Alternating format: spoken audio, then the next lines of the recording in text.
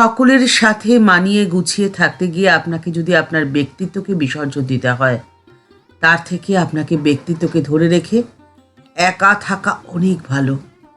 কেন এই কথাটি বলা হচ্ছে, সম্পূর্ণ ভিডিওটি দেখলে আপনার এই প্রশ্নের উত্তর আপনি আশা করি পেয়ে যাবেন। আপনার আজকের নেওয়া একটি সিদ্ধান্ত আপনার ভাগ্য পরিবর্তন করে দিতে পারে। তাই সিদ্ধান্ত নেওয়ার আগে আপনাকে সচেতন হতে হবে এবং সিদ্ধান্তটি নিতে হবে বুদ্ধির সহকারে। আপনার ভাগ্য আপনাকেই বদলাতে হবে। শ্রীমা বলেছিলেন, বিধাতার লিখন খণ্ডাতে গেলে বিধাতার কালিতেই তা খণ্ডাতে হয়। আপনার ভাগ্যে ছিল না তাই আপনার হয়নি, এমন কথাটি মুখে বলা তো দূর, আপনি কখনো মনেও ভাববেন না। ঠাকুর শ্রী রামকৃষ্ণ পরমহংসদেব বলতেন, পুজোর থেকে জপ বড়, জপের থেকে ধ্যান বড়, আর ধ্যানের থেকেও বড় হলো ভাব। আপনার মনের ভাবই আপনার কর্মশক্তিকে নিয়ন্ত্রণ করবে, কারণ আপনার মনের ভাবেই আপনি খুশি থাকতে পারেন, আর আপনার মনের ভাবেই আপনি দুঃখী থাকতে পারেন। আপনার মনের দ্বারাই জগতের সমস্ত কিছু পরিচালিত হচ্ছে। আপনি যদি জগৎকে পরিচালিত করতে পারেন, তাহলে কি আপনি নিজেকে পরিচালিত করতে পারবেন না? জীবনে ভালো থাকার জন্যে, আনন্দে থাকার জন্যে, শান্তিতে থাকার জন্যে কম্প্রোমাইজ এবং স্যাক্রিফাইস, এই দুটোর নিশ্চয়ই প্রয়োজন আছে। কিন্তু এই দুটোর মাত্রা যেন কখনোই আপনার ব্যক্তিত্বকে ছাপিয়ে না যায়, এই ব্যাপারে আপনাকেই তো সতর্ক দৃষ্টি রাখতে হবে। কারণ আপনার ব্যক্তিত্ব যদি পরিবর্তন হয়ে যায়, আখেরে ক্ষতি তো আপনার। কারণ তখন আপনি আপনার আত্মসম্মান, আত্মমর্যাদা হারিয়ে ফেলবেন। আপনি নিজের কাছেই ছোট হয়ে যাবেন। আপনার জীবনের উদ্দেশ্য বা লক্ষ্য থেকে আপনি সরে আসবেন, যেটা একেবারেই কাম্য নয়। লস অ্যাঞ্জেলেস, ক্যালিফোর্নিয়া, মনের শক্তি নামে একটি বক্তৃতায় স্বামীজি বলছেন, মনের একটি বৈশিষ্ট্য এটাই যে কোনো কিছুতে সে যদি একবার অনুরক্ত হয়ে পড়ে, তাহলে আর সমস্ত কিছুকে ভুলে তাতে সে একেবারে তন্ময় হয়ে যায়।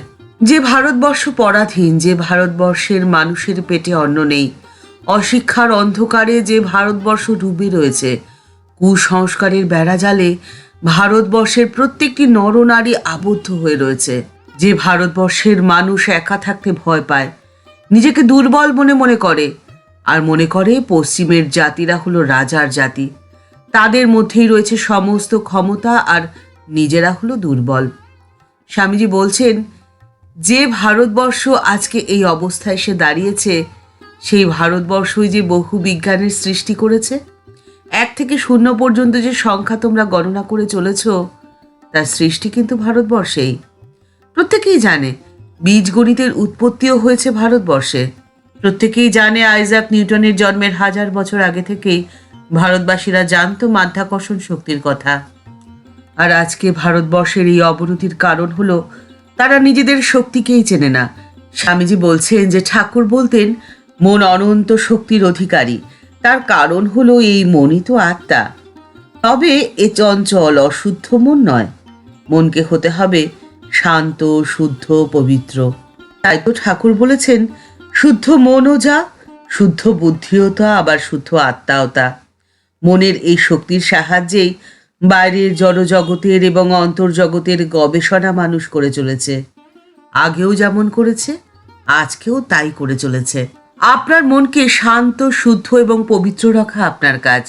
আর তারপরে আপনার মনের কথায় আপনি চলবেন।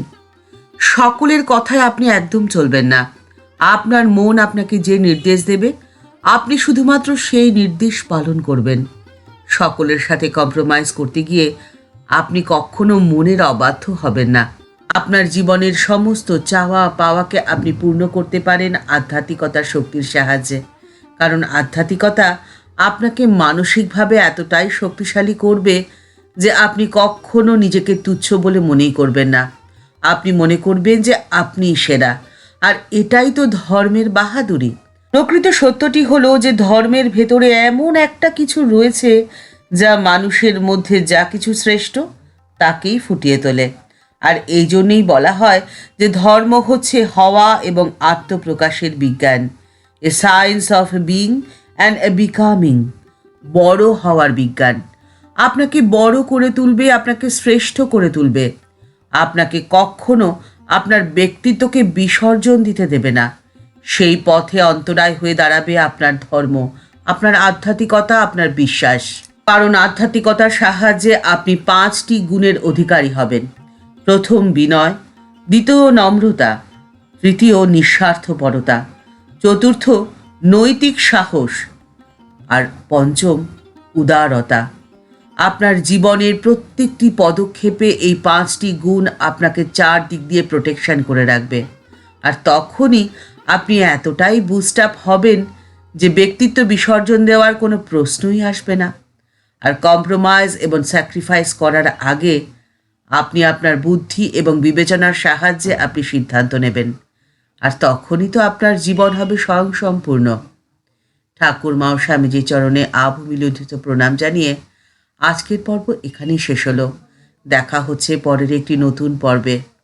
আজকের পর্বের উপস্থাপনা আপনাদের যদি এতটুকুও ভালো লেগে থাকে, লাইক বাটনটি প্রেস করে দেওয়ার অনুরোধ রইল। আর আপনাদের করা একটি লাইক আমাদের পরবর্তী ভিডিও বানাতে অনেকটা অনুপ্রাণিত করে। এই কথাটি প্রত্যেকটি ভিডিওতে বলি এবং এই কথাটি একদমই সত্যি কথা। আর আপনাদের মতামত আমাদেরকে সমৃদ্ধ করে। আর একটি ছোট্ট অনুরোধ, আপনি যদি এই চ্যানেলে নতুন হয়ে থাকেন, চ্যানেলটিকে সাবস্ক্রাইব করে বেল বাটনটি ক্লিক করে দিয়ে অল বাটনটিতে ক্লিক করে দিতে পারেন, তাহলে এই চ্যানেলে ভিডিও আপলোড হলে আপনার কাছে নোটিফিকেশনটি চলে যাবে। সবাই ভালো থাকবেন, সুস্থ থাকবেন। দেখা হচ্ছে পরের একটি পর্বে। নমস্কার।